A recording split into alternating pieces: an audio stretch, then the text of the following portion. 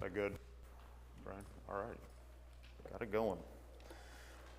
Like I said, it's great to see everyone here this morning. Appreciate everybody being here. On the behalf of the Education Committee, I want to thank everybody for a great VBS. We had so much involvement and teamwork in putting that on this week, and I think it was a great success. I know I enjoyed being here for it, so thank you to everybody for all the work and efforts you put into that. Really appreciate that. As well, just briefly want to mention thank you to everybody for yesterday and Jill's service. I think it turned out very nice, and I know spoke briefly to Dan. He was very appreciative of that too, so thank you again for everybody and what you did with that as well. It's great to have you guys with us this morning. So we're going to pick up our Bible class this morning. I was thinking about continuing on. Last week we did kind of an overview of our study from Wednesday night on Revelation, but yesterday, hopefully we're all aware, but 82nd anniversary of D-Day was yesterday. I can't believe me and Anna were talking about it 82 years ago. It's hard to believe that it's been that long. Not that I was alive then, but I mean, huh? Oh, sorry. Okay. Donald wasn't either. Yeah, surprising. Bill was. Huh? Bill, yeah. You remember, what do you remember about it? Anything? No. Okay. How old? I was born. You were born. Because I'm just 82 now. Okay. So yeah, probably wouldn't remember much. Bill, do you remember? Remember D-Day at all? D-Day? Not really. Okay. I don't think Bill's remembering it. Yeah. that's 9 more days. Yesterday. Think. Anyway, okay. So I was thinking, yep, we're off and running. I think there's coffee in the back if we need it. But I was thinking about that and reading a little bit about it because, that's something I hope we never forget, and as we get further and further away from it, it's easier and easier to not appreciate that and think about it. And just briefly reading up on it, looked at some numbers. I like numbers. 4,414 soldiers from the Allied forces gave their life on D-Day. 2,501 were Americans, and 1,913 were from the other Allied forces. But you think about the great sacrifices they did storming the beaches there in Normandy, there in World War II, and their sacrifices changed the world, no doubt about it. They gave a lot, but today, one of the reasons we can sit here free to worship the way we want to worship God and are instructed to worship God is because of the sacrifices they made, and appreciate that so much. So hopefully we can remember that. And in a minute when we have our prayer, I'll ask if you guys, whoever has that, we'll remember our troops and be thankful for the blessings we have. But before we do that, does anybody else have anybody we need to be mindful of in prayer this morning?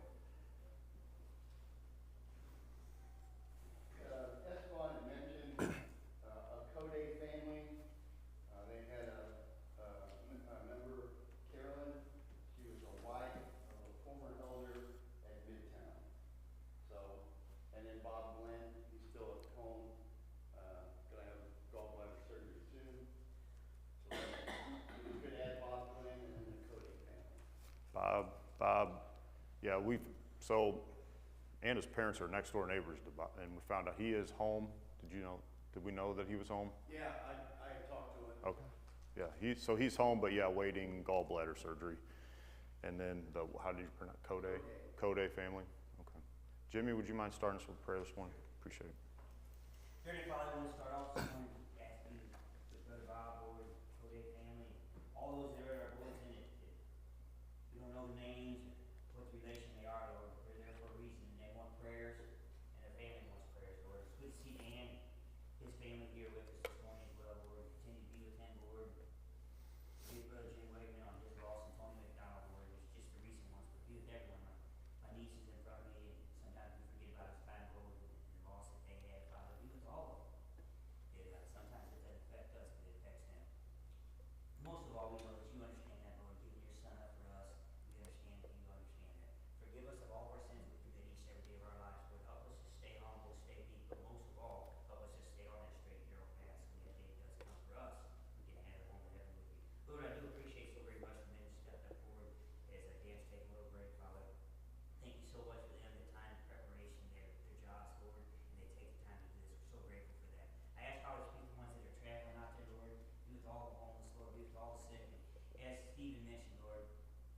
be with all the men and women that are in the military. Sometimes we just think that, oh, it's all going all good, because it doesn't affect us back here, but there's a lot of them that gave up their lives.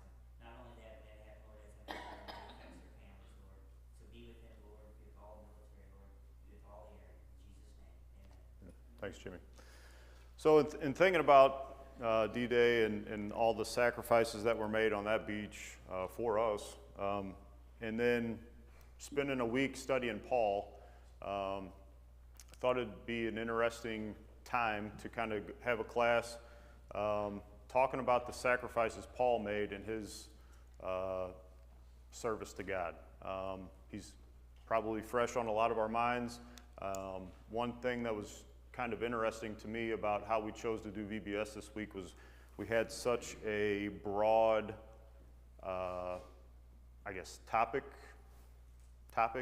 You know, the first one was pretty straightforward, Paul's conversion, but then the second, third, and fourth topics were first, second, and third missionary journey. And the teachers kind of had freedom to go and kind of address that however they saw fit. So I'm interested in maybe hearing some points about some of these times in Paul's life that maybe would have been hit on or approached in the different classes. So before I get into some of my list, does any jump out at you, or did any part of Paul's life or part of his journey really stick out to you or hit you this week that you went over in any of the studies from Vacation Bible School?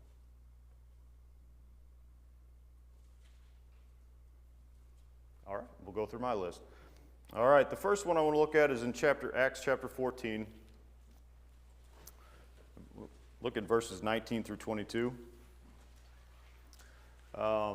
This one is probably one of my favorite stories of Paul. And when we talked about it this week, I kind of related it or compared it to like a real world Hollywood story. And we'll go ahead and read this, and then we'll talk about it a little bit more. Would anybody like to read those few verses for us? Acts chapter 14, verses 19 through 22. I can. Thank you. But Jews came from Antioch and Iconium, and having won over the crowds, they stoned Paul and dragged him out of the city, supposing him to be dead. But while the disciples stood around him, he got up and entered the city. The next day he went with Barnabas to Derbe. After they had preached the gospel to that city and had made many disciples, they returned to Lystra and to Iconium and to Antioch, strengthening the souls of the disciples, encouraging them to continue in the faith, saying, through many tribulations we must enter the kingdom of God. Thanks, Donald. So what was going on here in Paul's life? This is from his first missionary journey, and he's going from town to town preaching. He goes to Iconium and he preaches to them. And what is the how's he received? What is? They didn't like him, right? So he flees, and ends up in they didn't like him in Iconium. He flees, goes to Lystra. They chase him down to Lystra, and the people from Iconium come. They stir them up, and then we get to Aaron's point, stone him, right? And so bad so that they believe he's dead, and then drag him outside of the city to leave him there to die. And, that's a pretty dramatic vision to think about. Obviously, Paul's in a pretty bad condition, right? If the people who wanted him dead believe he's dead, they feel like they've done their job. He's not doing well, right? But then, my favorite part, what does Paul do? He's not dead, but then what does he do? Keeps preaching. Yeah, goes right back into the city and keeps preaching. And it's interesting to me, where does he go to preach? Yeah. He goes right back to the places where these people were from who stoned him. And I don't know who's seen the movie Die Hard, and I don't know that it's like one I can truly recommend, but like this is Bruce Willis in real life. Like you can't kill this guy. He's going to keep going, right? And he is so dedicated to his cause that even if you try to kill him, if you don't, I'm still going to push on to accomplish what my goal. Yes. And this is probably straying a little bit, but you read the verses before this, he had just healed a man. Mm-hmm. And you think about the good that he did, but it's like, okay, that doesn't matter. And again, I don't want to offend anybody, but in our today's society, we have a leader of our nation who is trying to do right, and he does do some things right, but then everybody's on him because they still think he's evil and he's bad. And it seems like that's what's going on here. Yeah. So now that you bring that up, you're right. He did just do good, and they found negative in it, which I think we can still see, like you pointed out today. Why? What was their motivation towards Paul? Did they? I'm sorry? Yep. What was driving them to want to kill him? Yeah. It was contrary to what was beneficial to them, right? It was going to cause them hardship, cause them to change. They don't like that, right? So even though they can see him accomplishing good, they're going to look for the negative in what he's doing. All right. Do we do the same? Do we ever do the same to people? They may be accomplishing good, but for whatever reason, maybe it takes the spotlight off us, makes us feel like we need to do more. For whatever reason, we don't want to acknowledge the good they're doing, but we want to find out or point out the negative side. Does that ever happen? Sometimes you hear people say, well, I wouldn't have done it that way. Yeah. Does that matter? I mean, the result is, good. Mm-hmm. Does it matter how you get there? Not unless you're hurting someone in the process, but, I mean, it's good. Mm-hmm. So why would you poke at it? Mm-hmm. And usually the ones saying, I would have done it differently, what did they do? No. Yeah, exactly right. Exactly right. You know, Stephen, in old society, older, you don't talk about as much, but it's a lot of the old stuff that your it'd be my grandparents, my parents, your different generation is that, it looks too good, smells too good, tastes too good, acts too good, it's probably too good, and as I get older, I see that's very true. And also is that misery loves company, people that don't want to work, whether it's at a job or spreading God's word, or just being an example. Some people aren't cut out to do what other people are cut out to do. And if they can tear you down, it just makes yourself feel a little bit better. Instead of saying that was a good job, and that's down and say, well, would have done that. Well, you wouldn't have done anything because you ain't done nothing for 30 years. And we're scared sometimes we don't want to call them out on it. So sometimes people just stay to themselves and go on. And sometimes, as I notice in the church, that's why people sometimes, as they get older, they just beat down. And you say, we get here, we say, here, we said it here 1,000 times, and Dan, you said it 1,000 times. It's not just coming to church doesn't mean you're a Christian. Well, I always say you're right. In the back of my head, you just don't know what trials have been through in the church. But sometimes the people you love the most tear you down the most. And most people that've been in church a long time, this is their immediate family. This is my family besides what's sitting in front of me. And that's, so the church is my family. When I need something to go to, that's where we go. So that's the last person you want to tear you down, but also they're sometimes the first ones. Yep. A lot of great points in there. there's so many, we could go off, and Dan, I'm sure you could elaborate on why people would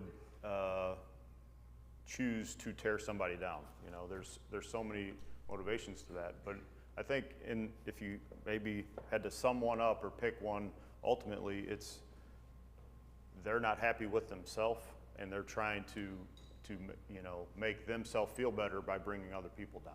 You know, and we definitely have to guard against that for sure. Well, I think there's a difference between tearing someone down and constructive criticism. Oh, absolutely, absolutely, yes, yes, for sure, yeah. We do need to. I mean, that's a form of showing love if we care enough to correct them. But I guess it gets back to our motivation. Why do we want to correct them so that they can be closer to God, or do we want to correct them so we can point the finger at them and say, I'm right, you're wrong? And so, exactly. But yeah, good point. Good point.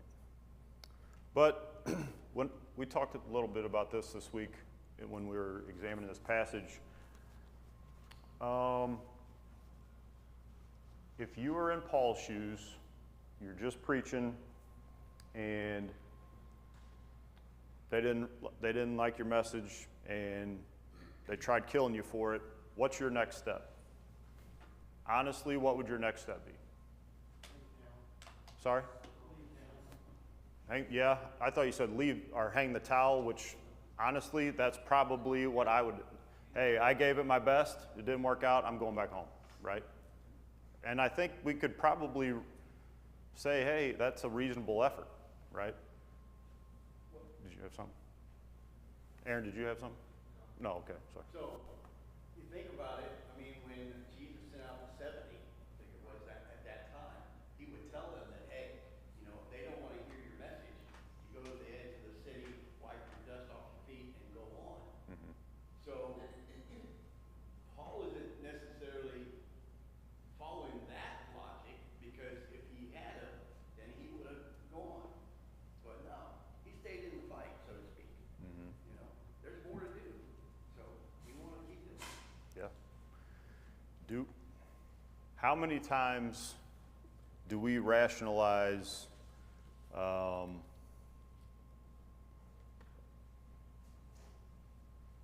guess giving up on our mission, on our goals we have for God? You know, it's I can't even think of a good example right now, but you know, it's hard, or it's not as successful as I'd planned, so we're gonna give up on it, move on from it. Yes. I have one. Okay. Sorry to be so chatty this morning, but just, like I said, it just brings thoughts out. You didn't want to talk about D-Day though.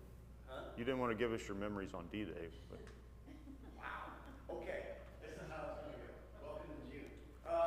No. The church started 2.5 years ago doing the house-to-house program. Yep. Oh, okay. Yeah. And we're still doing that. And we've seen some fruit from that. But what if we hadn't seen a fruit? Would we still do it? And the reason I bring this up is I went to another congregation and we started the house-to-house program. And I don't think we did it more than like 5 or 6 months. And the men there said, well, we're not seeing anything for it, so they just got rid of it. You know? And it's like, that's hard to think about. You start a work, okay, and you're into it, and then you just give up. But you don't know what it's really doing. Maybe somebody was right on the verge, you know, they got that last issue, and they're right on the verge, thinking, oh, I'm thinking about this, maybe going to church.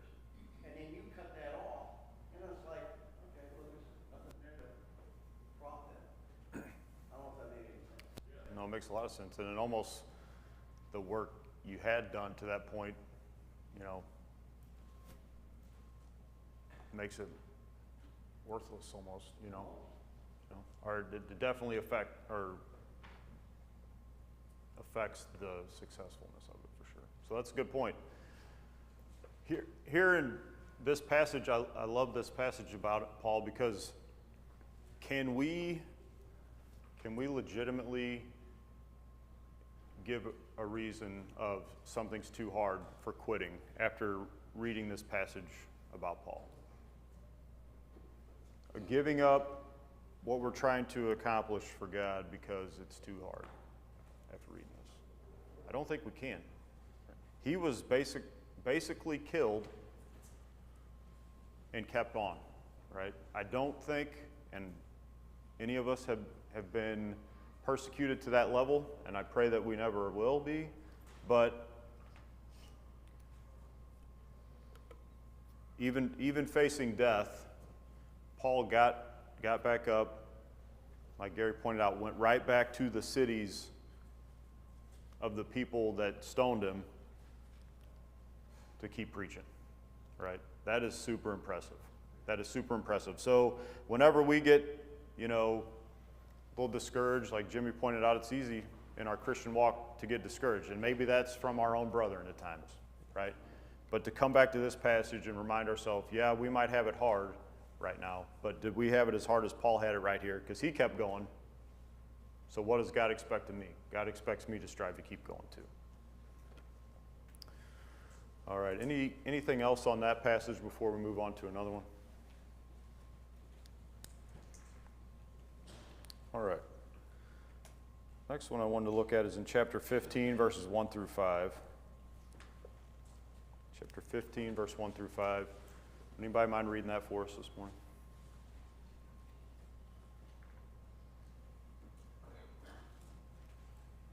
And certain men came down from Judea and taught the brethren, unless you are circumcised according to the custom of Moses, you cannot be saved. Therefore, when Paul and Barnabas had no small decision and dispute with them, they determined that Paul and Barnabas and certain others of them should go up to Jerusalem to the apostles and elders about this question. So being sent out their way by the church, they passed through Cilicia and Samaria, describing conversion of the Gentiles, and they caused great joy to all brethren. And when they had come to Jerusalem, they were received by the church, the apostles and the elders, and reported all things that God had done with them. But some of the sect of the Pharisees who believed rose up, saying, it is necessary to circumcise them and to command them to keep the law of Moses. All right, thank you, Gary. So what's going on in this passage?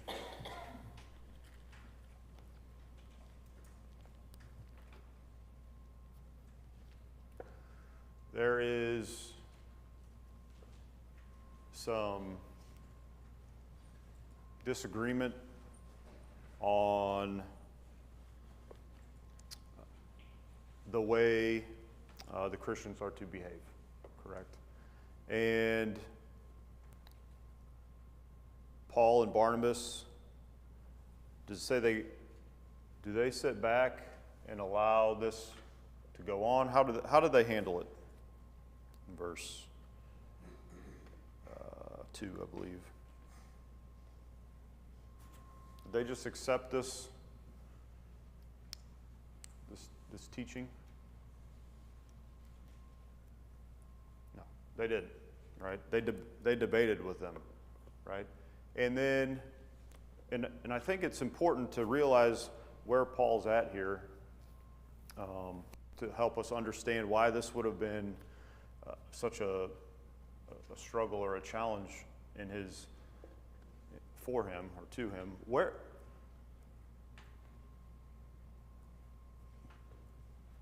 had Paul come from? Like, it's important to understand Paul's background here, and to fully understand how this could have been a challenge to him. Was Paul originally a friend to the church? No, he's not. Yes, yep. And that's what he was known for, correct? He was known for that. And it was a struggle for him to be accepted by the Christians because he was known for that he wanted to kill him and put him in prison, right? And it took people, Barnabas, standing up for him when he came to Jerusalem to begin working with the church. It took Barnabas kind of going out on a limb and saying, yeah, no, he's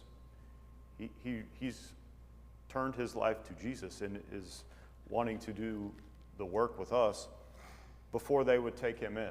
And now, these same people who were who would have been questioning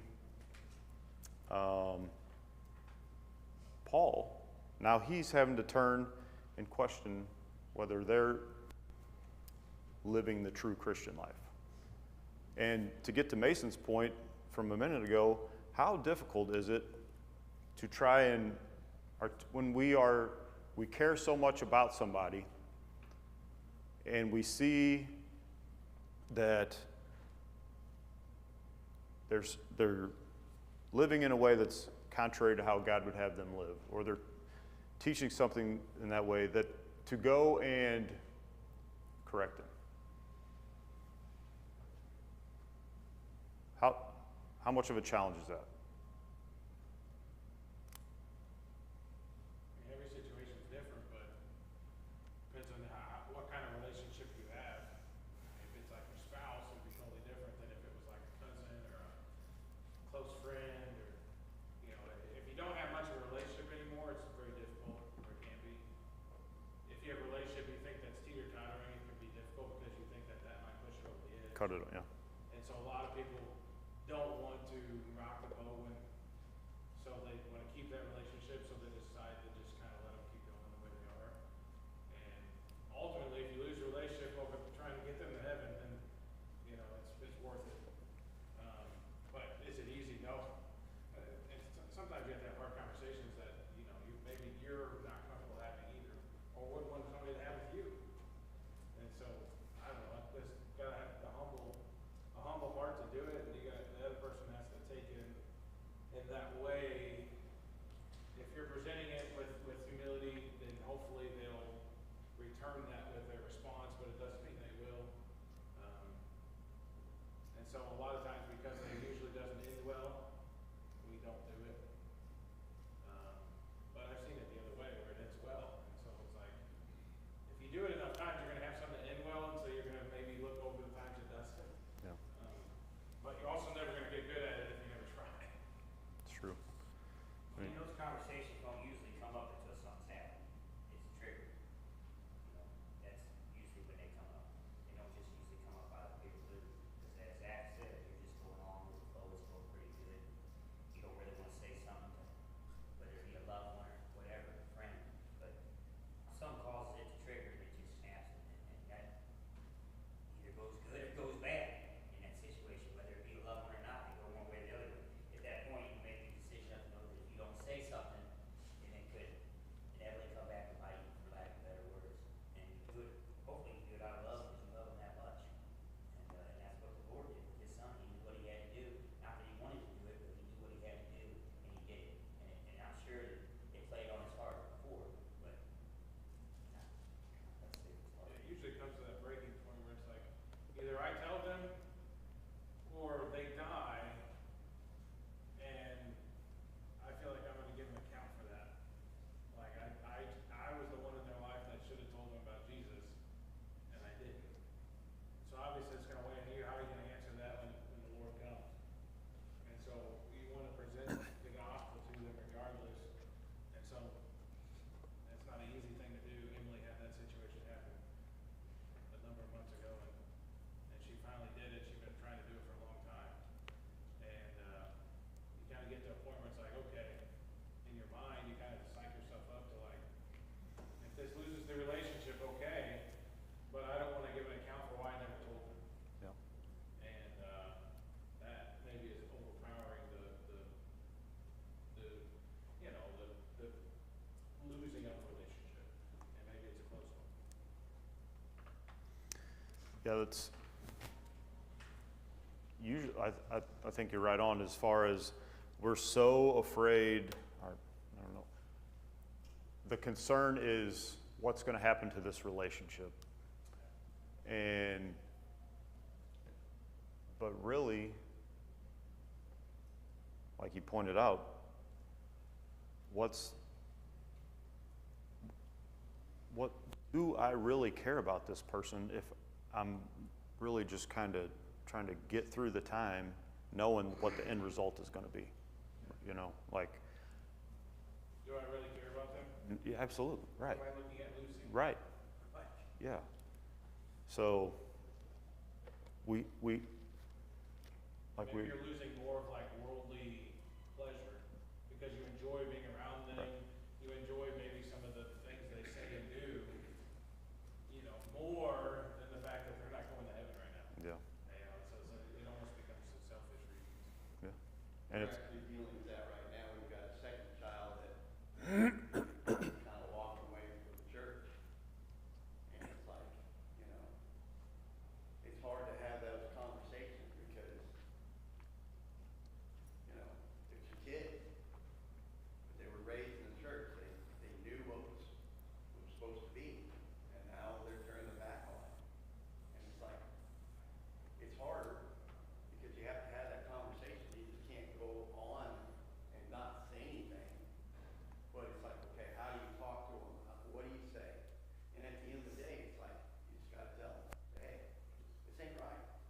And then that is, again, what we're dealing with is our relationship with that child. We still love them, and we still want to put our arms around them, but the relationship is now different because the foundation that we had was built on the Lord. And now that relationship is different because we're still trying to hang with the Lord, and you've got a child who no longer wants that. And it has an effect on the relationship between parent and child. And it's hard to deal with. yeah. And that's a great example. So, the easy thing to do would be to ignore that, right? And keep the relationship normal, right? Or as close as it used to be, right? But in doing that, would that be a true demonstration of your love for him? No. Yeah, absolutely, right. No, because, my oldest son, I had the same problem with him, he left the church, and my son Corbin. But anyway, I just told him, I said, the most important thing that, on my end, is that I'm your sister in Christ. Forget that I'm your mother, because me being your sister in Christ trumps me being your earthly mother. And he didn't like that, and so he cut off communication with me. But it's not easy, but that's the way we have to look at it. We're brothers and sisters in Christ, and that's what counts the most. And that's what we have to look at and how we have to approach the situation. Yeah, it's absolutely right. Regardless of what situation it is. Right, right. And absolutely not an easy situation, right? And you wish that the people you're trying to correct fully understood the amount of love it took on your part to do the correcting, because it is not easy, right? When the correcting is done with the proper motivation, there's so much love behind it. You wish that they could grasp that, because I feel like they would be more likely to receive that correction well if they knew the position of love that was coming from, and that's why this was one of the passages we picked out about Paul, because he didn't have a close relationship with these people, but it's a challenge to have the courage to correct them, especially in the situation that this was kind of taking place in. But it's something that we can definitely apply to our lives as far as understanding some of the challenges that we are going to face as we live for God. One of those challenges is to correct those people, or to correct people. And sometimes, like it's been pointed out, that's going to involve correcting people that we have close relationships with. And sometimes there's a lot at stake in those relationships on a physical level. But if we truly love them and care about their spiritual well-being, those are conversations we're going to be willing to take and have. Anything else on that one before we move on to another? There was one other point I wanted to bring up. Yes. Verse 5, it said, "But some of the sect of the Pharisees who had believed stood up, saying, It's necessary to circumcise them and to correct them to observe the law of Moses." Remember, Paul was a Pharisee. So he's going against the same people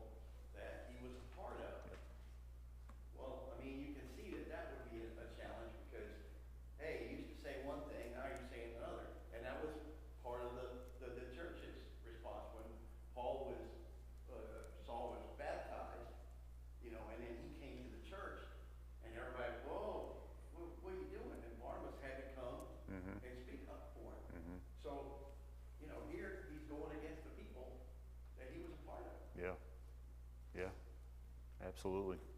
Definitely a challenge. Definitely a challenge. Let's move. We're not going to have time to get through all these. Let's move down to chapter 16, verse 26 through 30. It's another well-known one. This one, we're into the second missionary journey, and now Paul's with Silas here. Chapter 16, verses 26 through 30, or I'm sorry, let's do 19 through 25. 19 through 25. Would anybody mind reading that? When her master saw that their hope of profit was gone, they seized Paul and Silas and dragged them into the marketplace to the authorities. And they brought them to the magistrates and said, "These men, being Jews, exceedingly trouble our city. And they teach customs which are not lawful for us, being Romans, to receive or observe." Then the multitude rose up together against them, and the magistrates tore off their clothes and commanded them to be beaten with rods. And when they had laid many stripes on them, they threw them into prison, commanding the jailer to keep them securely. Having received such a charge, he put them into the inner prison and fastened their feet in the stocks. But at midnight, Paul and Silas were praying and singing hymns to God, and the prisoners were listening to them. Thank you. Zach.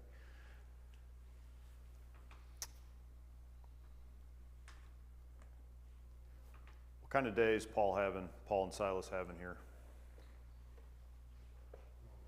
Good day? Probably a normal day for them. Yeah, he might be able to say pretty good. Pretty rough day, right? You know, I think it's pretty custom for us when we greet people or whatever. Hey, how's your day going? You know, it's a rough one. This or that happened. You know, I don't know. Ran out of gas. Had a flat tire. Whatever. Whatever it might be. You know, hurt my finger. I don't know. You name it. Pretty sure not many of us have too many days like Paul's having right here, right? It's a pretty rough day. Had his clothes stripped from him. He was beaten with a rod, thrown in jail, feet fastened in stocks. What is he doing though? At midnight, which is way past my bedtime too, to add that to the list. Staying up late. What's he doing? Yeah. So singing praises, right? So he's had this kind of day, and him and Silas are praising God. I'm going to be honest, that's probably not going to be my attitude that day. I'm probably going to be feeling pretty sorry for myself and complaining. Sorry to say that, but that's honest. How can we have that positive of an attitude when we are enduring such hardship? And it's not even deserved, right? How do we have that mentality or mindset to maintain a positive? He knew what it was for. It was for the service of the gospel of Christ. Okay, that's a great point. Yep. Understanding why I'm suffering this, right? That's a very good point. I think practice. Okay. Practice. Yeah. Being joyful when I'm stuck in traffic. I'm not going to be joyful in a really tough situation. You might be preaching to me there, right there. That's tough. That is tough. But you're absolutely right. Practice on the smaller things and then it grows. Absolutely. Yeah, Ben. He had an outward or an inward goal, he had a goal in mind, and he wasn't going to let external circumstances really take its root. Okay. Yeah. Yep. For me, it wasn't about his life, it was about spreading the gospel. That's all he cared about. It wasn't about his life. If he cared about his life, he would have fled that town.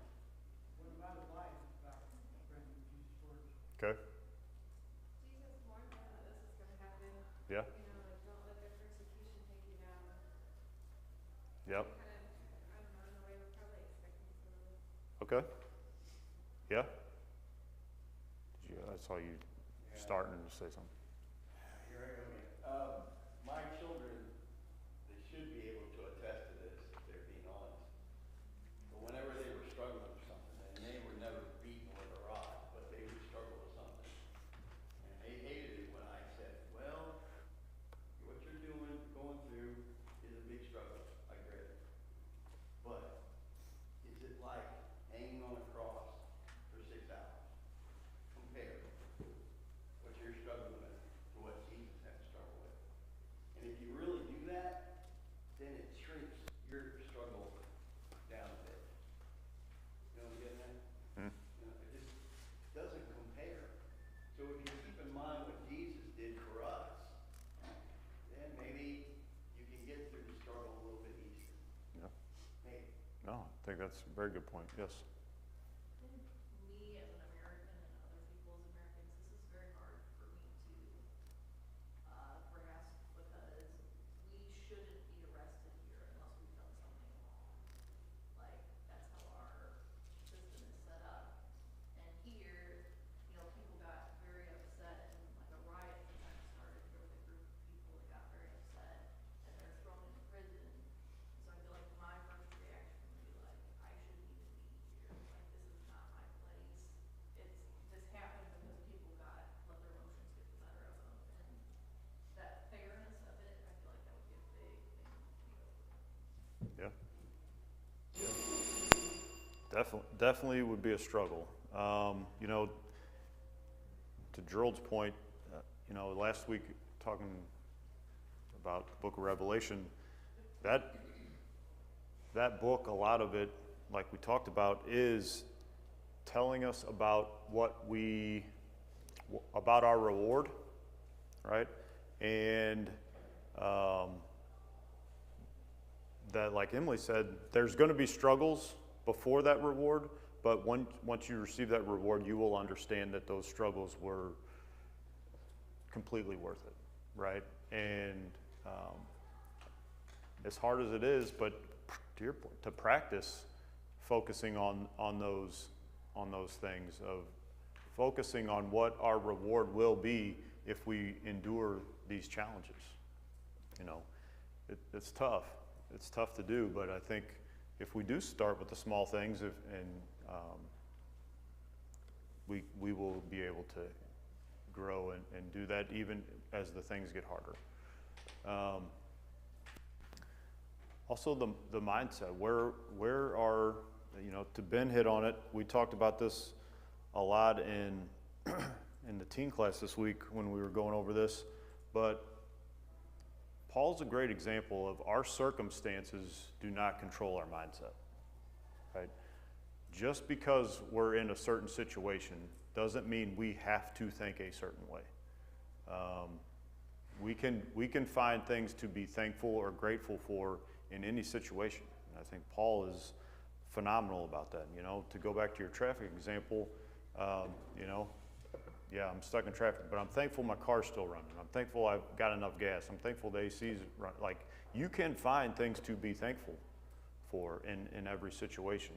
I would imagine one thing that he was thankful for was Silas, you know, going through that with having a brother with him, because that wasn't always the case in some of his, you know, imprisonments and things like that. So to have him there as an encouragement, I'm sure was one of them, you know, and that's something that we need to be thankful probably more of, is the brothers and sisters we have to go through this life with.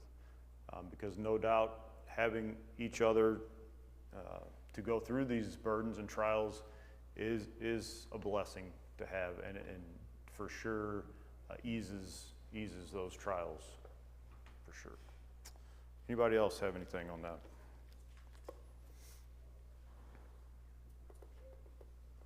All right, we'll go ahead and end there before we don't have time to start another one. So appreciate everybody's comments and time this morning.